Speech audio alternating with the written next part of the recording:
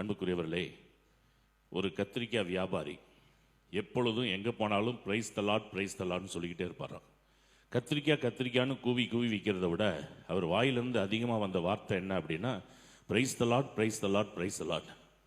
மலைப்பகுதியில் வாழ்ந்துகிட்டு இருக்கிற ஜனங்களுக்கு கத்திரிக்காவை விநியோகம் பண்ணுறதுக்காக சைக்கிளை பின்னாடி கூடையை கட்டிக்கிட்டு மேலே போகிறார். மேலே போய் கத்திரிக்காய் எல்லாத்தையும் விற்றுட்டு மேலேருந்து கீழே வரும் பொழுது அவர் சத்தமாக சொல்லிக்கிட்டே வராரு, பிரைஸ் தலாட் பிரைஸ் தலாட் பிரைஸ் தலாட்னு. அந்த நேரம் பார்த்து கீழேருந்து ஒரு ஆள் சைக்கிளில் பால் கேனை கட்டிக்கிட்டு சைக்கிளை நகர்த்திக்கிட்டே மேலே போகிறார்.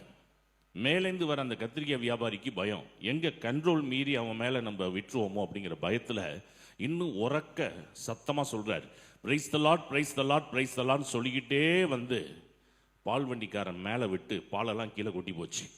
பால் வண்டிக்காரன் சும்மா விடுவானா? கத்திரிக்காய் வியாபாரி சட்டையை பிடிச்சிட்டான்.